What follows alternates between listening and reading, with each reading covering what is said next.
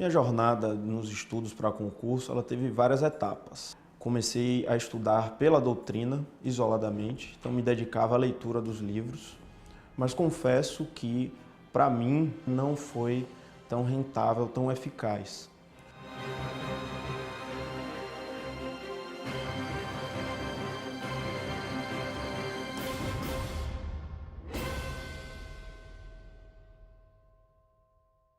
Um fator muito importante correlacionado aos estudos é que existem nuances que são individuais. Cada indivíduo tem a melhor forma de estudo, então não é possível simplesmente homogeneizar um método que se torne o método ideal, que seja o método ideal. Num segundo momento, eu passei a mesclar a leitura de doutrina com a leitura da lei seca, da jurisprudência, a fazer questões e assistir aulas. Esse foi o método de estudo que, para mim, foi mais eficaz, porque eu não apenas entendi o assunto, eu não era o tipo de sujeito que lia a lei e isso era suficiente. A minha retenção, a minha memorização do estudo da lei seca, sem antes entender o assunto, era muito pequeno, muito curto. Então, precisava entender, depois ler a lei. E há assuntos que sem a aula eu também não entendia, então eu passei a conciliar. Você tem uma videoaula, a videoaula normalmente tem 2h30. Então, se você se predispuser a assistir 5 horas, eu vou estudar por 5 horas e colocar 2 videoaulas, você tem uma noção exata da quantidade de assunto que você vai estudar e consegue traçar ali um cronograma em relação ao seu encaminhamento ali naquele momento. Você sabe o que você vai fazer naquele dia. Então, por esse lado, é possível acompanhar com as aulas a sua evolução no caminhar de uma determinada matéria. Você sabe quanto tempo levará para terminar de estudar tudo aquilo ali. Mas, em relação ao aspecto especificamente de evolução, é importante aliar a aula ou a doutrina à feitura de questões. Fazer questões é o que vai lhe dizer se de fato você está melhorando ou não. Então a aula lhe traz um instrumental, mas as questões é que vão fazer com que você demonstre ou não que está pronto. Então, quando se alia a aula ou a doutrina, a leitura da legislação, a resolução de questões, você consegue ter uma noção da sua evolução e até mesmo do quão perto você está da aprovação. Os cursos do Renato Saraiva, eles têm uma série de mecanismos para acesso do aluno, para suporte, para tirar dúvidas, mas sempre que fiz questionamentos, fui atendido com celeridade, com presteza. Eu tenho alguns professores que destaco como fundamentais para a aprovação. Primeiro, o professor Cristiano Chaves. Eu já tinha toda uma carreira no direito penal, né? E, por outro lado, não tinha um domínio tão bom de direito civil. O concurseiro sabe, a concurseira sabe, que a gente precisa ser generalista, precisa ter uma compreensão de todas as matérias. E as aulas de Direito Civil do professor Cristiano Chaves foram fundamentais para eu ter uma compreensão, ter um contato com a grande quantidade de assuntos em um curto espaço de tempo. Então, é uma ferramenta muito interessante agora, que é aquela para dobrar a velocidade dos vídeos. E eu, por exemplo, consegui revisar direitos reais em uma tarde, né? O que direitos reais é uma matéria enorme. E foi fundamental para a minha aprovação, assim, as aulas de Direito Civil foram fundamentais. Eu destaco ainda o professor Matheus Carvalho. Minha base de Direito Administrativo foi muito formada pelas aulas dele. E você é o instrumento de sua aprovação, a sua aprovação depende só de você. E como um instrumento de sua aprovação, você tem que estar no seu máximo, no seu melhor. E muitas vezes isso passa por se entender como ser humano, refletir sobre as próprias fragilidades, sobre os próprios defeitos, se perdoar por defeitos, fragilidades, se perdoar por não ter conseguido, talvez um dia, atingir uma determinada meta de estudo e voltar no outro dia com novas forças, com nova energia, com foco, com muita fé, porque a aprovação chegará. Pense em si mesmo e na própria saúde antes de pensar no sonho maior, pois com isso vocês serão instrumentos muito mais eficazes para o atingimento desse sonho.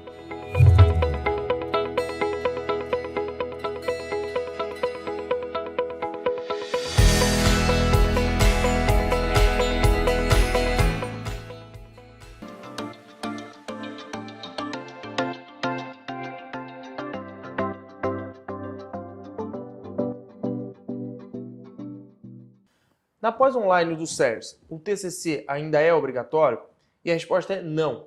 O TCC, de acordo com as últimas resoluções do MEC, ele deixou de ser obrigatório, ou seja, é opcional apresentar um artigo, monografia ao final do seu curso. Isso facilita muito aqueles alunos que estão buscando somente conhecimento, não estão tão preocupados com essa prova de título, vamos dizer assim. E, de todo modo, pessoas que ainda vão fazer o concurso, que vão prestar um concurso, tem que lembrar que a monografia conta ponto na hora da prova de títulos, ok? E além disso, lembramos que o CERS detém uma revista, que é a revista CERS, com amplo acesso a conteúdos produzidos por doutores, tanto da instituição quanto de fora da instituição, e se trata de uma fonte de pesquisa muito importante para aquelas pessoas que desejam seguir carreira acadêmica e também produzir seus artigos. Beleza?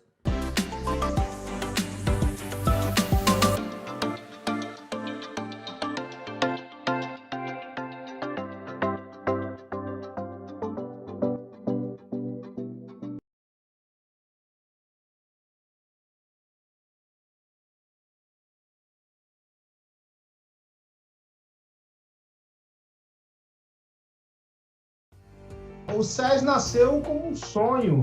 Onde a sede do SES era na Rua do Cupim.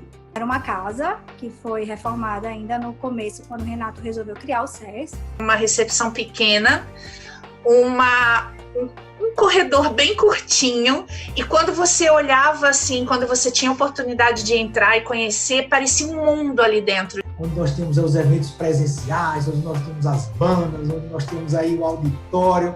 Era muito legal, todo mundo fazia um pouco de tudo, a gente sempre correndo lá. Na verdade, eu fico saudosa por uma coisa que eu nem vivi, mas eu acho massa que as pessoas falam com muito carinho, assim, de tudo que viveram, que o cupim era massa, era tudo junto e misturado. À medida que o SES foi crescendo, se sentiu a necessidade da gente se mudar. E aí a gente saiu da Rua do Cupim e foi para o prédio da Rua Barbosa. De uma hora para outra, por questão de saúde, né, e segurança e saúde dos nossos colaboradores, nós temos que migrar 100% para o home office. O Brasil tem o primeiro caso confirmado de coronavírus. O estado de São Paulo confirmou na manhã de hoje a primeira morte pelo novo coronavírus no país, 3 semanas após o registro do primeiro caso. Segundo o Ministério da Saúde, são 8 casos suspeitos agora de coronavírus aqui no Brasil. São 234 casos confirmados. WHO has been assessing this outbreak and we're deeply concerned that COVID-19 can be characterized as a pandemic. Escalou muito rapidamente, a gente decidiu, não, é melhor ir todo mundo para casa e vamos ver quanto tempo isso vai durar. Aquele primeiro sentimento de incerteza, ou aquele primeiro sentimento de paralisia, se transformou imediatamente num sentimento de ação, né? Apesar de sermos um curso à distância, os nossos colaboradores executavam as tarefas presencialmente. O que é que nós vamos fazer diante disso? E aí eu montei um grupo, né, que era exatamente o grupo de gestores, botei lá coronavírus gestores. E ele informava que a partir da segunda-feira iriam ser tratadas todas as questões operacionais relativas à manutenção das nossas atividades com permanência dos nossos colaboradores em casa. E eu fiquei muito feliz por trabalhar numa empresa responsável desse jeito. E aí, depois veio o momento de dizer, não são 15 dias, né? Anunciou que era uma pandemia mundial e disse, precisa de mais um pouco. O maior ajuste que a gente teve que fazer foi dar assistência aos professores para que eles também continuassem trabalhando de casa, que eles continuassem a gravar as videoaulas da gente e o aluno não fosse prejudicado com a falta de gravações, já que os estúdios estavam fechados naquele período, né? Me preocupou bastante, porque eu tinha muito receio no início que a gente não conseguisse estabelecer uma rotina que nos permitisse continuar fazendo as entregas que a gente precisava. Porque, principalmente pelo fato de nós sermos uma operação de EAD, nós não temos a justificativa de não entregarmos nada por conta disso. E calhou num momento com muitas mudanças. A gente teve os estúdios que foram fechados, e estúdio significa gravação de professor, que tem a ver com as minhas entregas para o meu aluno toda segunda-feira. Houve um foco tão grande e a produtividade aumentou. E mais ainda, nós percebemos que houve também um aumento da qualidade de vida dos nossos colaboradores. E me pareceu um caminho quase que natural assimilar o home office em definitivo. Que bom que a gente vai ter um home office híbrido, onde a gente vai ter a oportunidade de nos vermos semanalmente. O que nós fizemos? Nós criamos uma sala que nós denominamos de Sala 360, uma sala bem diferente, com vários ambientes. Tem lugar que ela é mais alta, tem lugar que ela é mais baixa, tem várias TVs em volta, sistema de som. E vai dar uma sensação de que você consegue ver o mundo à sua volta. Você consegue, num único ambiente, fazer com que você veja tudo. Você pode colocar tudo nesse ambiente. Nós não queremos que o funcionário fique em casa todos os dias. Um dia na semana, ele vai ao SES. O home office é uma realidade que veio para ficar, mas ao mesmo tempo a gente saber que a nossa casa está lá e que a gente vai poder esporadicamente estar lá junto, trocando ideia, fazendo brainstorms, apresentações. Eu acho que isso é muito bom, porque termina completando essa experiência. Talvez seja a pecinha que falte para a gente fechar esse quebra-cabeça que nós fomos lançados com o home office. A gente está retornando, só que numa lógica agora física, totalmente desconstruído de tudo que era, né? A gente não vai ficar mais limitado, ou seja, a marra física que a gente tinha, a gente já teve na época do Cupim, teve na época da Rui Barbosa, isso vai deixar de existir. A gente vai poder crescer largamente. Eu não tenho dúvidas que o César estará comigo onde eu estiver. Eu posso estar aqui ou lá, sabe? Porque a empresa é viva. Ela não é um nome, ela é pessoas. Vamos juntos!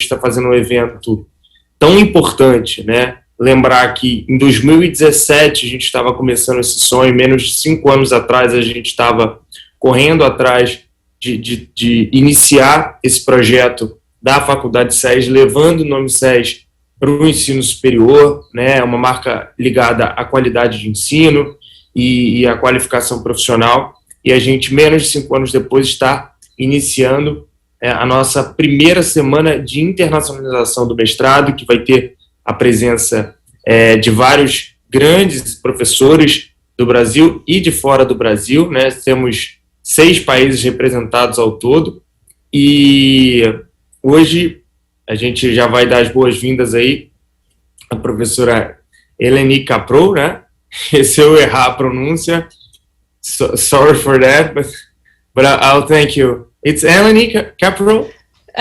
Eleni Kaprou in Greek, but it's really fine. Yeah. Thank you very much. It's an honor to have you here. And antes de iniciar aí com a professora, eu queria chamar meus grandes coordenadores, o professor Bruno Mirage e a professora Laís Bergsen, para poder fazer essa primeira introdução e convidar aí os professores para a gente iniciar. Professora Laís, posso eu? senhora que comanda. Muito bem. Então, eu queria apenas agradecer a todos pela oportunidade de estarmos aqui fazendo a primeira Semana de Internacionalização, né, que é um trabalho que se insere naquele projeto, né, e os colegas que estão conosco aqui, os nossos alunos e também, né, o público que assistirá, se insere num projeto maior que, como disse o Guilherme, se inicia em 2017, que nós, desde o ano passado, vemos agora executando mais diretamente com a primeira turma, né, e a internacionalização deste programa é um dos grandes objetivos, né, justamente para trazer aquilo que de mais avançado existe em termos de conhecimento em mercado, em compliance, em segurança, ou seja, nos nossos temas próprios de estudo, né? E para isso contar com um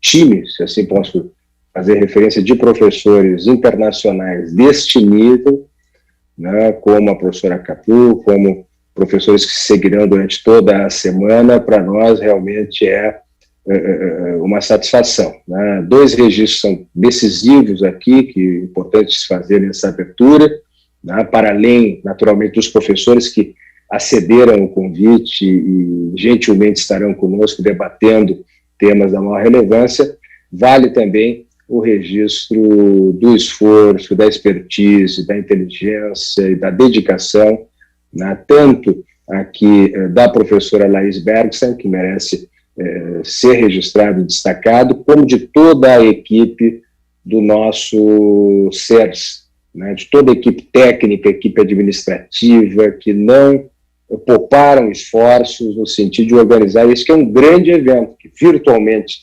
né, hoje, como todos nós temos, né, esses eventos virtuais, estamos na época da digitalização, às vezes parece um evento mais fácil de fazer. Ao contrário, ele é muito mais difícil, né, porque reunir as pessoas, organizar as agendas, organizar esse suporte técnico, que não é simples, né, e administrativamente fazer rodar isso, né, ajustar todas essas pontas, realmente é um trabalho de excelência que não é só técnica, né, é também dedicação, confiança no projeto, e muito entusiasmo com aquilo que nós estamos construindo aqui. Então, deixando esse meu registro, cumprimentando mais uma vez a todos, a nossa professora Eleni Kaprou, né, também passo à professora Laís para que nos conduza, nos lidere de hoje até o final desta semana. Muito obrigada, professor Guilherme Saraiva, professor Bruno Miragem. É uma satisfação, uma alegria imensa fazer parte dessa primeira semana de internacionalização do nosso programa de mestrado.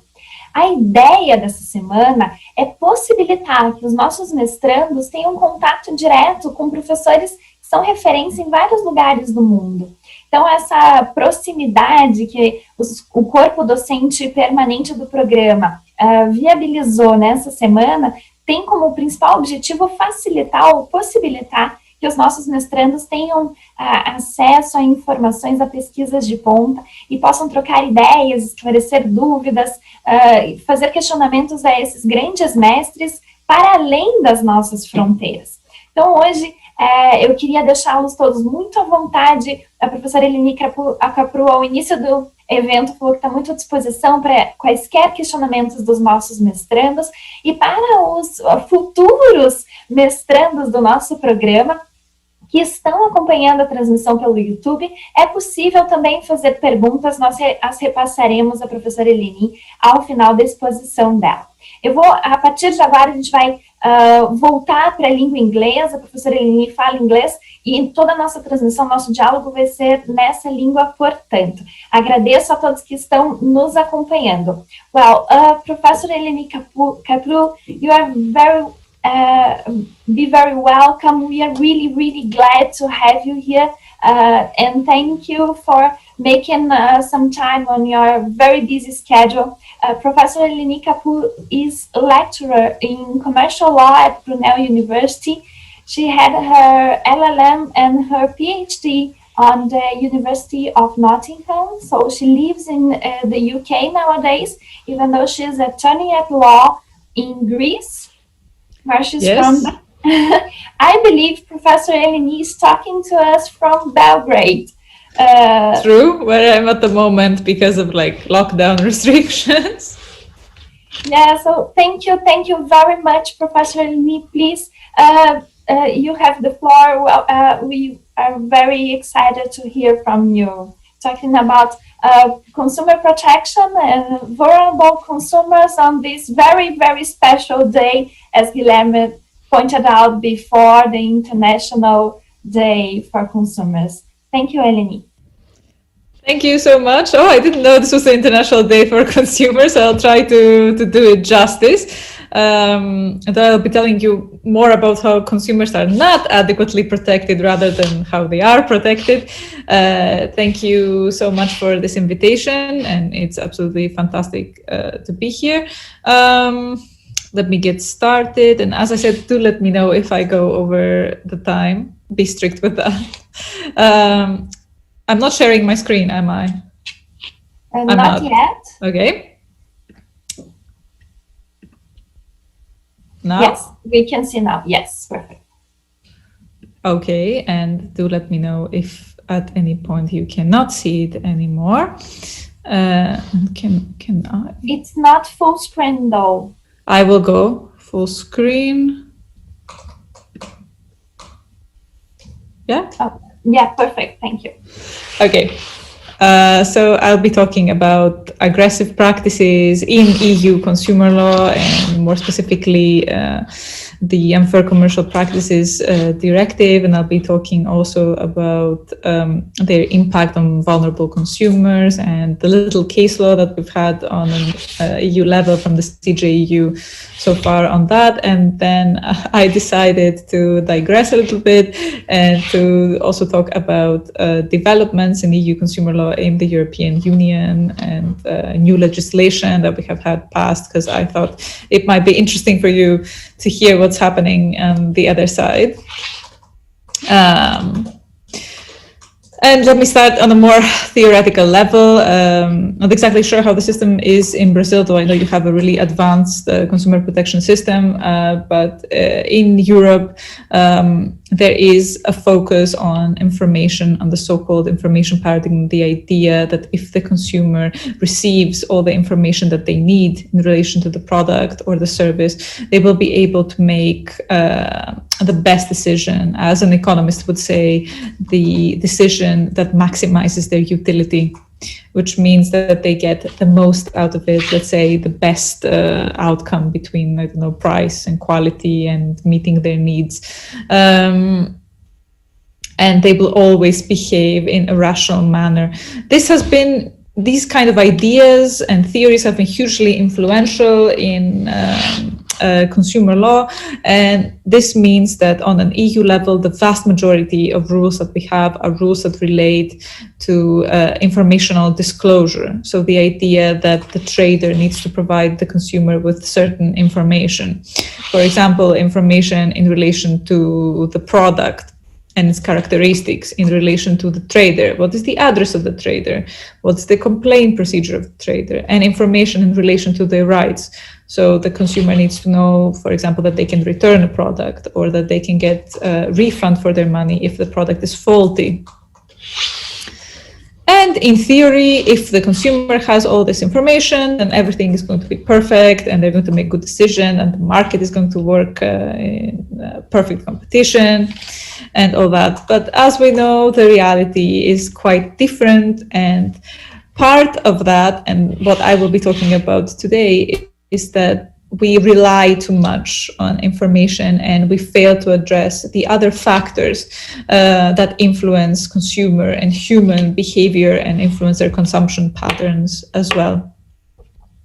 Now, I'm not the first to address such criticisms. As you know, the main critics of this kind of informational approach have been the behavioral economists that have said, well, you know, humans and consumers as a result do not behave in a rational manner. They are influenced by lots of little random things, such as, for example, an over-optimism bias, which means that they will take out a loan thinking that they are able to repay it, even though the numbers may not say the same. Or if you give them a random number, they will tend to think closer to that number and be influenced just by the existence of this price out there, which is something that you might see in, let's say, discounts of a product. So they put an anchoring bias in you.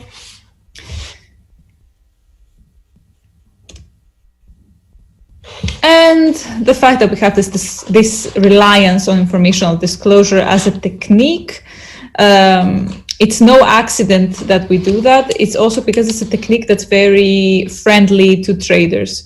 So if you are a trader and you want to comply with the law, it's much easier for you to say, look, this is the kind of information that you need. I'm going to put it all in a piece of paper and I'm going to give it to the consumer, and that's my job done.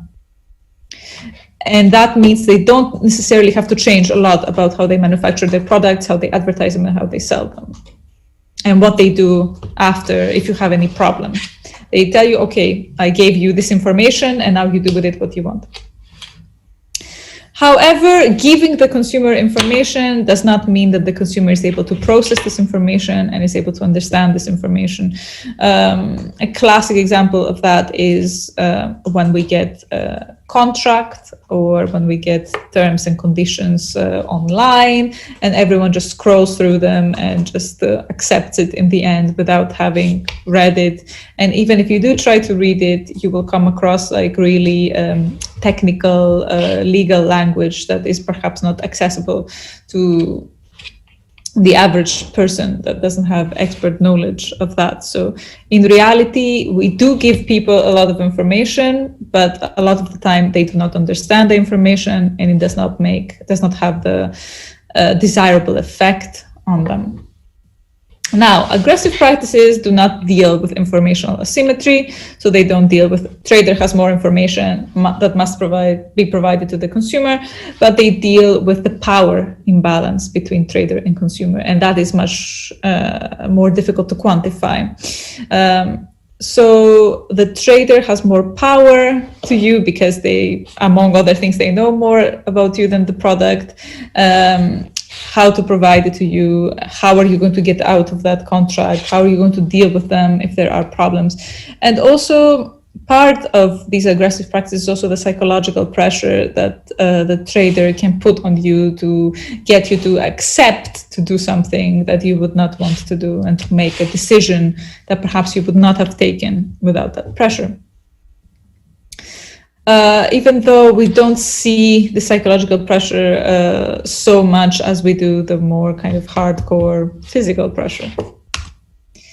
So aggressive practices are a relatively new term compared to misleading practices. So I suppose I don't need to explain what misleading practices are. This is the trader is lying to you or omitting important information from you.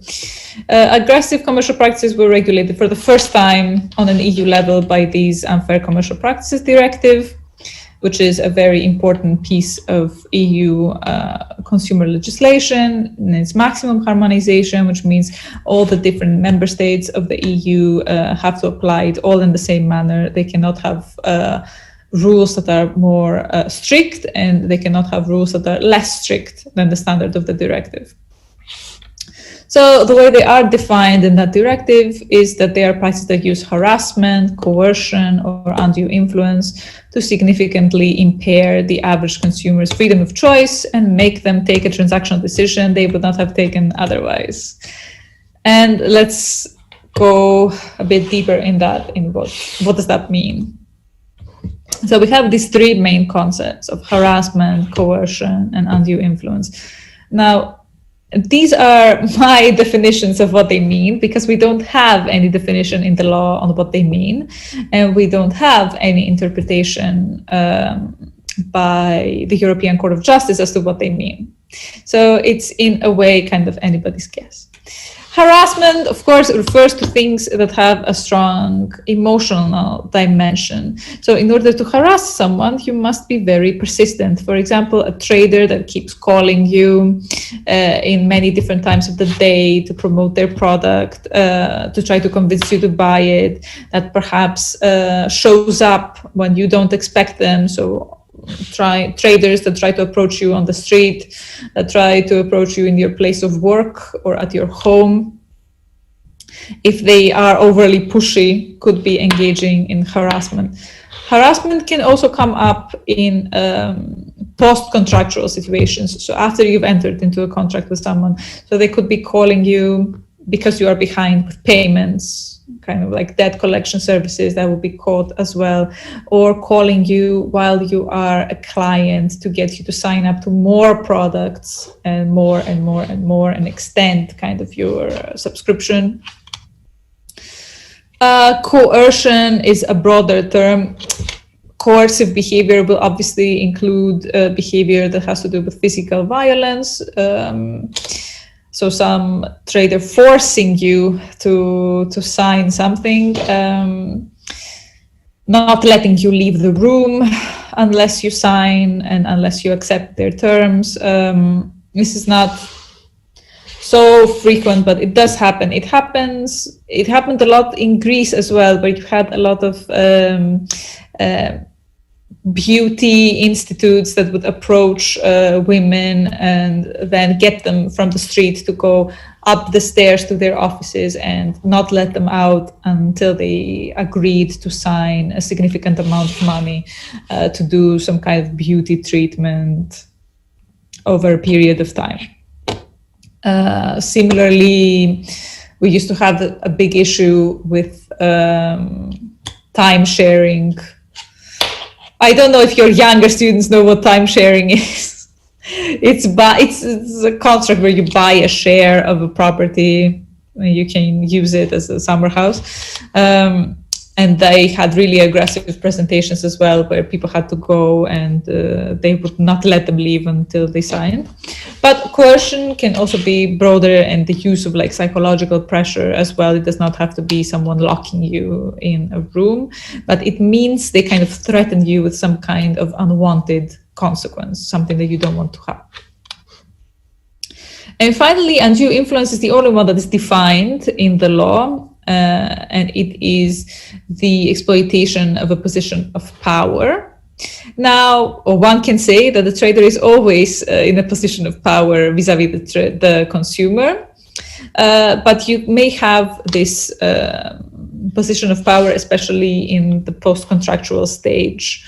So after someone has already concluded a contract with you, it makes it easier for you to amend the terms of that contract, or to make it difficult for the consumer to terminate the contract and to change providers.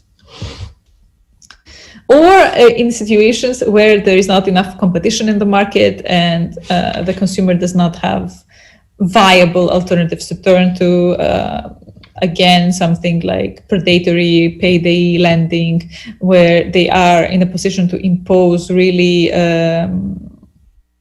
bad terms to the consumer because simply the consumer has nowhere else to go and they don't have access to mainstream credit.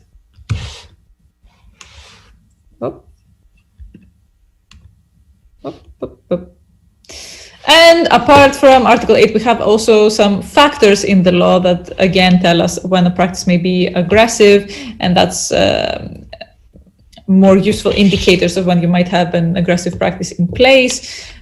Things that I already talked about, so use of threatening language. Obviously, when someone is swearing at you and you feel that they are threatening you, whether it is on the phone or in person, that may qualify as an aggressive practice. The timing and location of the practice. So are they coming at your home, their place of work? Do they call you early in the morning, late at night? Barriers to switching or terminating a contract. So if you want to end your contract with them, especially in a long-term contract, let's say you are buying utilities like water, electricity, your internet provider, your phone contract, and you decide somewhere else there is a better tariff and I would rather go to that company, they make it really difficult for you to leave. They make the process overly arduous for you, and they're not allowed to do that.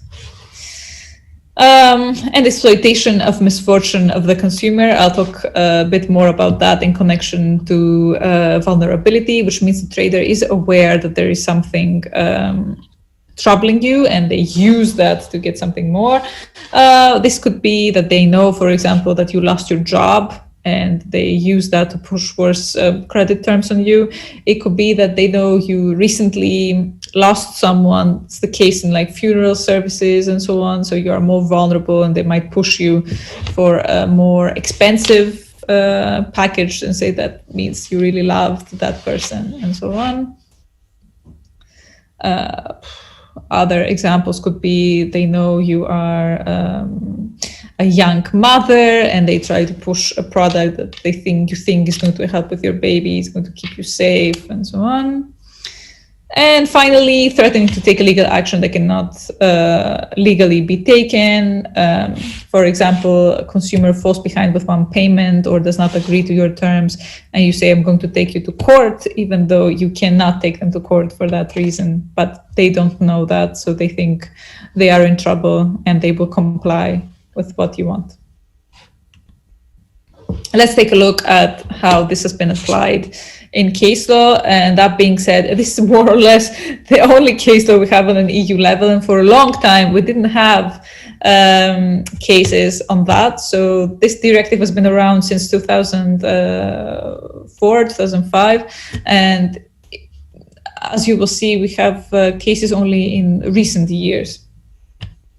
So Purely Creative was the first such case. It was in the UK. There was a lottery company that was advertising that you would win some presents, prizes. But if consumers wanted to claim the prizes, to know what they have won, they would have to call a number that was quite pricey, like a higher rate than a normal phone call, or an SMS that was more expensive than a normal SMS. And we did have it as a practice that if a consumer needs to find out what they have won, then they should not be paying any money at all for that. And the traders try to say, well, what if we have several methods that they can find out what they won? And what if you have just a de minimis, a very low cost? And the court took a very kind of pro-consumer approach and said, no, they should have no cost at all to find out what they won and to claim their prize. It should be no cost whatsoever, even if it's a very, very small one. And we don't care that you gave them 3 options and there was cheaper and more expensive options, no cost.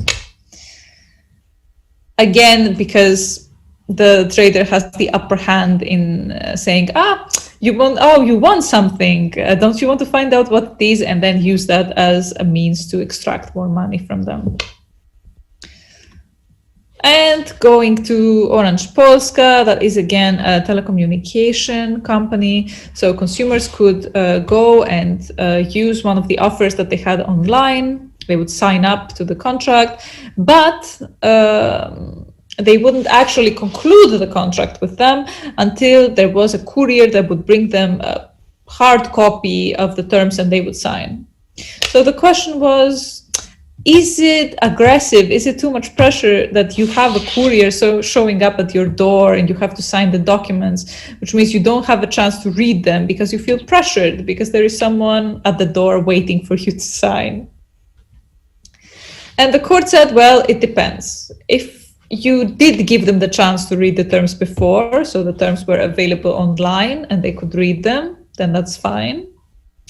But if there was a situation where you fear that if you don't sign immediately, you are going to lose an offer, you will have to sign up to worse terms, less favorable conditions, or you would be called upon to pay some kind of penalty for the contract, then it could be classified as aggressive.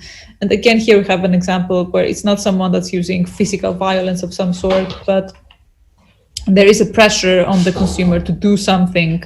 They are not given enough time to go through their decision, and they think the trader is going to bring some undesirable consequence on them. And finally, Windtre, another telecommunication company. So they were selling phones with SIM cards that had some pre-installed services, and among them were internet services as well.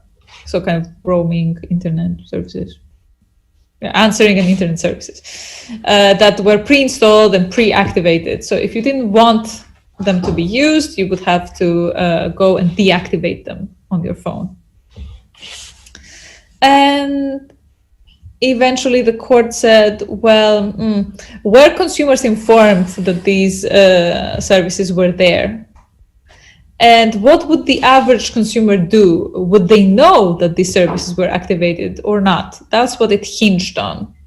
So kind of the knowledge of the consumer. But if you would consider that the average consumer of this service would not expect that these services would be there, the internet services, and they would have to go through the process of deactivating them, then you could say that that was aggressive because the trader forced them to bundle together products that they didn't want.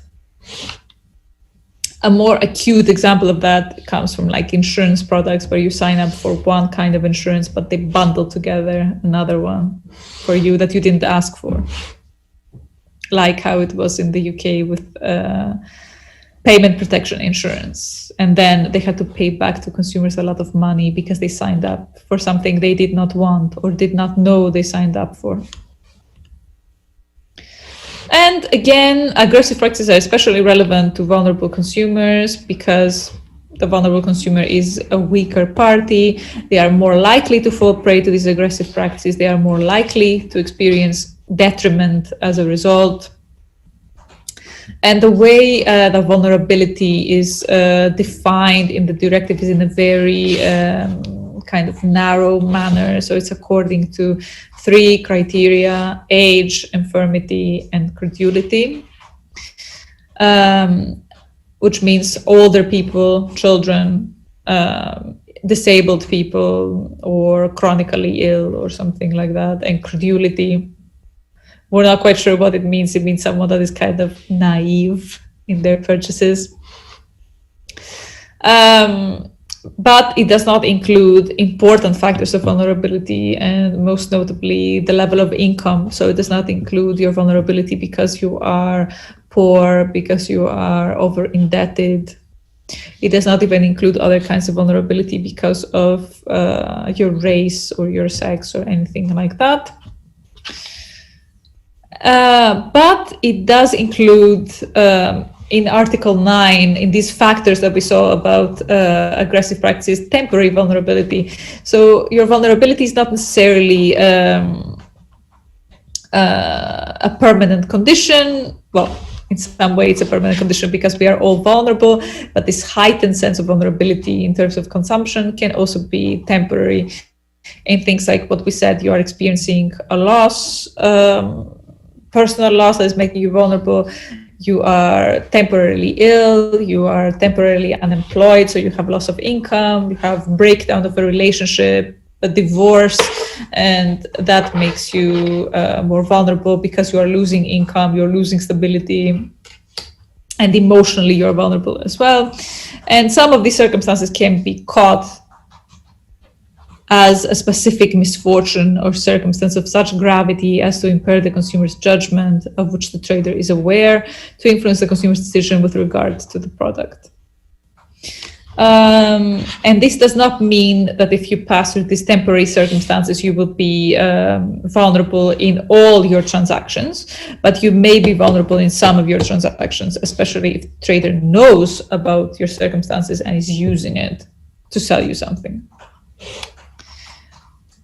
For example, you are using social media and your social media somehow knows that you broke up with your girlfriend or your boyfriend because they can see you're not exchanging messages anymore. And you are starting to see targeted ads for signing up to online dating services,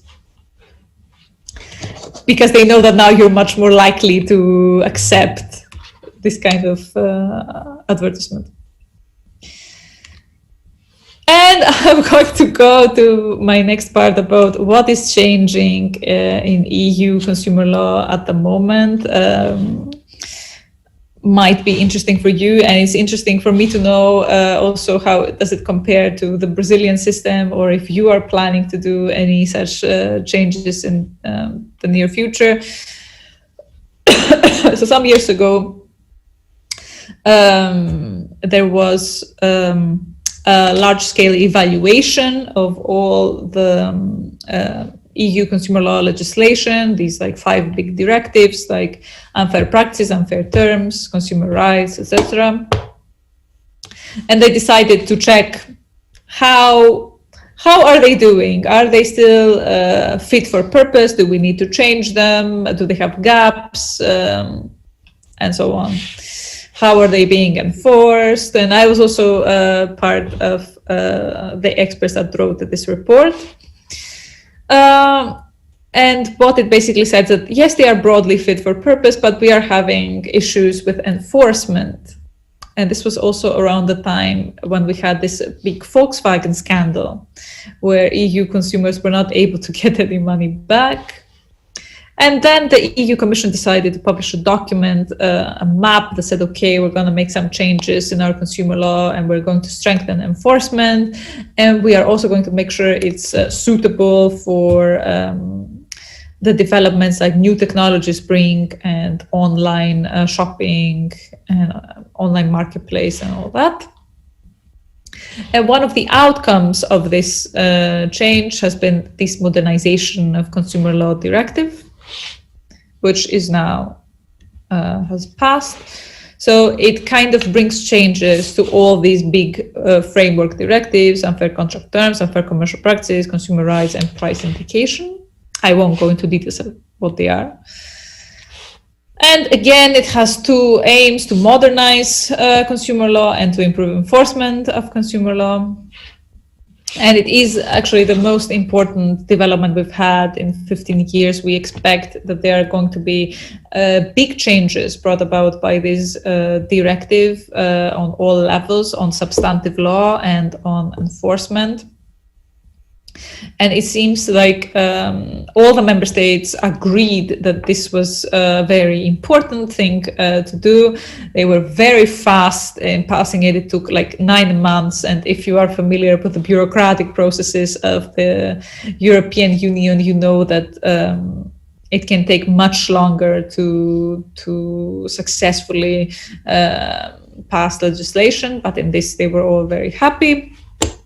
It doesn't apply yet because the member states have until 2022 to transpose it into their national laws. So from 2022 onwards, it's going to start applying all over the EU. And I'll just mention some of the key changes that we have in relation to unfair commercial practices. And what we have is a focus on new technology. So we introduce new definitions. What is an online marketplace? An online marketplace is essentially any kind of online shopping platform, whether it is a website or an application, whether it is an online shop of a specific brand, or whether it is a platform that hosts many other traders such as Amazon or eBay. And where consumers can conclude this kind of distance contracts. And they're also very interested in ranking of results because they know that consumers make their decisions based on the ranking on these sites. So which are the results that you are getting first? What is considered to be the top product or the top result? This is what consumers choose. They don't search all of them. They definitely would never go more than a few pages. So traders have to let you know how do they rank these results that they are providing you, and what are the factors that they take into account. More or less, they have to tell you some things about how their algorithm works.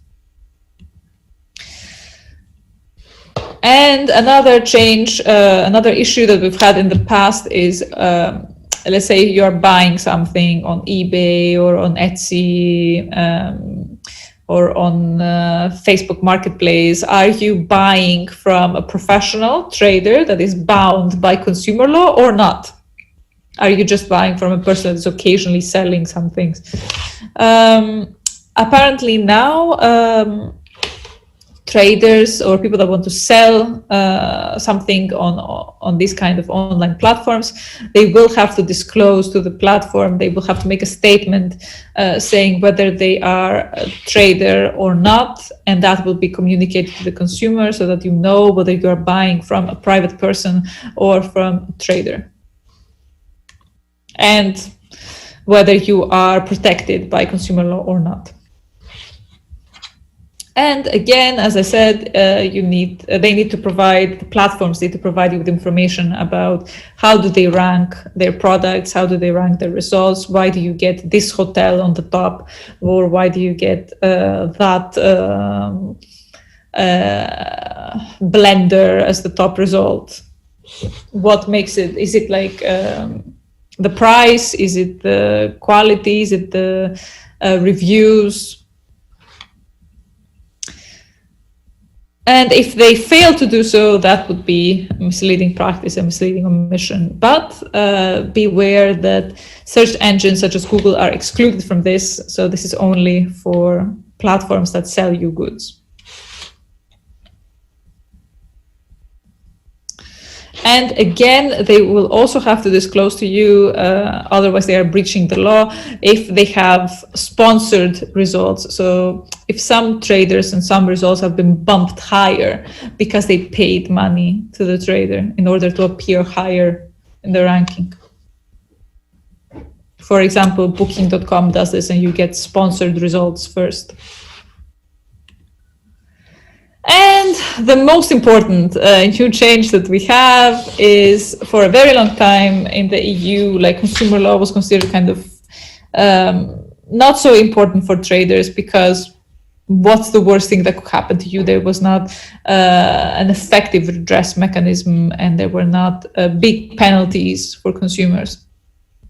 But with this new directive, member states will have to impose penalties, and traders will be liable to pay fines for breaching consumer law, and those fines are going to be really high. So they can be at least 4% of the trader's annual turnover in the member states where they are breaching the law. And this, we expect, is going to be a big factor in having more cases and more litigation in relation to consumer law. We expect it to have greater effect on traders. So this will be more or less the first time where they will have to think, oh, what is happening with consumer law? What are we going to do? Otherwise we risk getting fined in the same way that they have previously done for competition law. So we expect this to be the big development that is going to push things forward and is going to help with the enforcement of consumer law. I'm wrapping it up. How long have I been talking for? I'm at the end, don't worry. So I just talked about what are aggressive practices, how are they featured in this unfair commercial practices EU directive. And the problem that we have is that they're not being used so much, and they have the potential to do more things and the potential to address the power imbalance between trader and consumer. We went through some of the key case law to give you some idea of how that is being applied in practice, and how has the Court of Justice of the European Union been applying those concepts. And we took a little detour to talk about the new developments in EU consumer law, this modernization directive. So what are the new things that are happening on an EU level in relation to consumer protection? And that's all from me. Thank you so much. And I look forward to listening to your comments, suggestions, questions, etc. Thank you very, very much, Eleni. It was awesome to hear from you. Here in Brazil, nowadays, during the pandemic, we don't have time sharing issues. No one is being... Yeah, because time sharing just kind of went away. Yeah, but we had a few problems with that, especially this concept. It's not well known by Brazilians. So they were invited to these dinners or coffee breaks or whatever, and they didn't realize what was happening. It was a really huge issue, and we don't talk as much as we should about this matter here in Brazil. So a few consumers were got by surprise on these cases, but I believe nowadays the main aggressive practice that we are worried about, and especially during the pandemic, it actually increased, was the harassment by credit institutions trying to, especially to the elderly.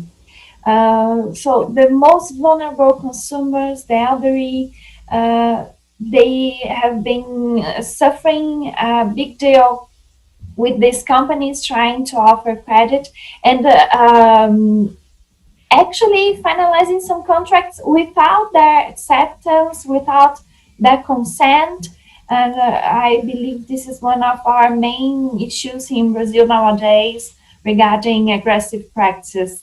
We have a bill of law regarding over-indebtedness, 3515. It was written by Professora Lima Marques, as you know, and we hope it will pass in Congress this year. It may help a little bit with this issue, but still, I believe an offer of credit is our biggest problem, biggest concern nowadays. And I would like to ask you, Eleni, before our students may perhaps have any questions, but I would like to ask you about different kinds of vulnerability. I don't know what the EU legislation you mentioned. I was seeing the new directive. It mentions vulnerable consumers, but I don't see a proper definition of vulnerable consumer. And if you have scales or different kinds of vulnerable consumer, how do you see it on case law maybe? Who is vulnerable, who is not? Because in Brazil, as you know, every consumer is presumably vulnerable because of this deficit of information. So all of us here are vulnerable. A few of us have an increased level of vulnerability, and especially case law here in Brazil recognizes these different stages of vulnerability. Before you started your presentation, we were remembering when we last met in the Neiman conference in 2017, and I remembered one slide on your PowerPoint presentation as you had a movie, and you were saying from, I believe it was Me Before I Met You, the movie? Me Before You. It was the time when that movie had come out. I don't know if people still remember what it is, but it is a movie where you have this millionaire that had an accident. He became quadriplegic, and he hired this carer. So it was the idea that even though you have someone that you would de facto consider vulnerable due to his disability, he also had other things that were counterbalancing his vulnerability, because he was very rich, he had a high level of income, so therefore he had the possibility to be able to go around easier, to be able to have his needs met easier because he could hire staff. So even though he was disabled, it's not the same as being, let's say, for example, also poor and disabled. And how do you differ these kinds of vulnerability? How's case law in EU? I didn't want to spend too much time discussing vulnerability because, as you said, I had done so in the past.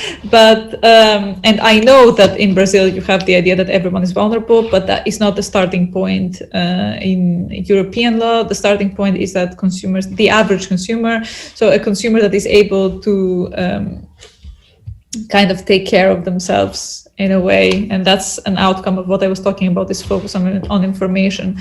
So for EU law, they didn't want to protect all the consumers or the weakest consumers. Who they care about is a consumer that is able to discern certain things. So a consumer that takes care in their transactions to a certain level. So they read a label, they are able to understand what this label says. They can read the advertisement and they're able to understand what it says. That they are not very easily misled, and they can make decisions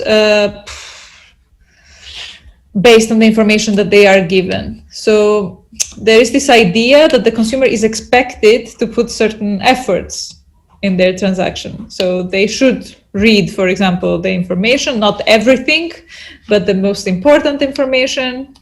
They can go through the text and understand what it says. To give you some older examples of like case law discussing that, for example, there was this jam company called Adolf Darbo in Germany. They had a jam that would say only natural ingredients. But if you would turn and read the list of ingredients, you would be able to see that it was not only natural ingredients, also including some fructose syrup, something like that, pectin. And the court said, well, isn't that misleading for consumers? Because they say something in the packaging, but that's not the case. And the court said, no, because the average consumer would not just look at the front, they would turn the jar and read the list of ingredients. So they would know the truth. So in the EU, they expect a certain level of attention and a certain level of care from the consumer, and that is the starting point. That is the standard that we expect from consumers. So if you say, oh, well, I don't know, I didn't read, I didn't know, I didn't blah, blah, blah, they will tell you, well, you should have done that. And when it comes to vulnerability, we do have this is the only definition, the one that I discussed. So definition says that you're vulnerable according to age, infirmity, or credulity. These are the criteria. And not only that, also the trader needs to know about these vulnerability factors for you, and they need to target you as a result. That is the only definition. We don't have case law on an EU level that tells us how that has been applied. And I think it's an outcome that the courts have been kind of not very willing to apply it, because they have more specialist legislation when they need it. And we also have some other categories in some other like sectoral legislation. So if you're dealing with telecommunications or financial services, which are energy, which are categories where you might experience greater harm, greater detriment, they have separate definitions of vulnerable consumers. For example, in financial services, they may catch people that they cannot read properly, or refugees, or people that don't have a permanent residence, that are homeless, that are not living, don't have a real address, and they would catch them as well. But in the catch-all definition, no, because I think they thought that if they develop vulnerability more, it's going to undermine this average consumer standard that is reasonably well-informed and reasonably circumspect and reasonably careful what they are doing, observant. I see. I would like to know from our students, we have any questions? Yes, Felipe is asking in Portuguese. I'll try to translate to you, Eleni. Just a second. Microtransações em jogos online, compra de aplicativos em jogos online, Felipe? Compra de itens, skins em jogos online? Sim, professora, seria esse um tipo de exemplo. Professor Kaprou, Felipe is asking you if you believe or if you already have any kind of law at the UE level, European Union level, regarding transactions inside online games. Because he's concerned because several kids actually buy things, skins or anything inside online games. You have any kind of regulation on this matter? Yes, I mean, we do have, I think we don't have specialist legislation just on that, but it has also been a problem on an EU level, the problem of in-app applications that you have, as you mentioned, for example, children using apps or other games, and they have, they spend money within the apps. And again, part of the answer has been to disclose that more clearly. So when you buy the app on let's say the Apple Store or the Google Play Store, it has to tell you that it's not free. It's free to download, but it contains in-app purchases, so that you know that it's not completely free, but you may be asked to pay more money when you are using it. So that is part of the disclosure remedy. There was also the issue,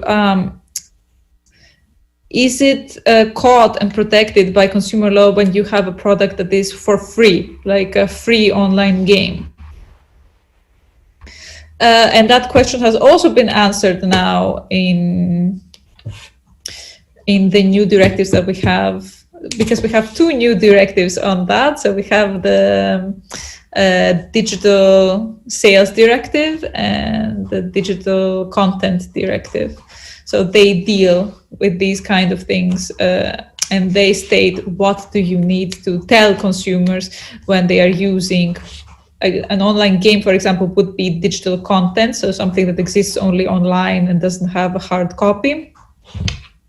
And what can you get as a consumer out of it? So can you get refund? Can you ask a complaint to the trader for something? So yes, we have the general thing, which is the Consumer Rights Directive on disclosure. And now, I think it started from last year, we also have this Digital Content Directive that regulates specifically online content such as games and streaming services and applications and things like that. But we don't have a specific vulnerability definition, for example, for children using the services online. That is not included in the law. They would have to go to what I discussed before about age. I'm sending to them the link for the directives. I also posted it on the YouTube link. Professor Eleni, Alexandre asks you about the burden of proof. If we have any kind of rule regarding the burden of proof, applying the burden of proof to suppliers instead of vulnerable consumers, something like that on civil cases. Yes, in most of the cases, you have a reversal of the burden of proof. So the trader has to prove that they did not break the law. In many cases, there will be an enforcer bringing a case against them. And they have to show that they did not do things in the wrong way. But sometimes they can also have a defense, and they can show that they did all that they could to prevent this bad result. So, for example, if we use the example of vulnerability again, and there is, let's say, a public authority or a consumer organization that comes and tells them, well, why did you treat this group in this way? You harmed them, you broke the law. they will be able to present a defense and say, well, I didn't know that this particular group was suffering from my advertisement, from my practice, and I did all that I could to prevent it, so I don't know. In some occasions, like in the UK, for example, they've had cooperation in financial services between the state and the banks. You treat someone that is coming to you and is basically telling you something non-standard, something that sounds strange. So what kind of process do you have in place? Do you have a special department? Do you have special rules for them? Do you facilitate them? So there have been efforts to improve on that on a soft law perspective. But yes, on some issues, there are rules about reversal of burden of proof, so that it does not fall on the consumer to prove that the trader has broken the law, but it falls on the trader to show that they did not break the law. I believe we have one last question from our student Ainina. Please, Ainina, feel free to...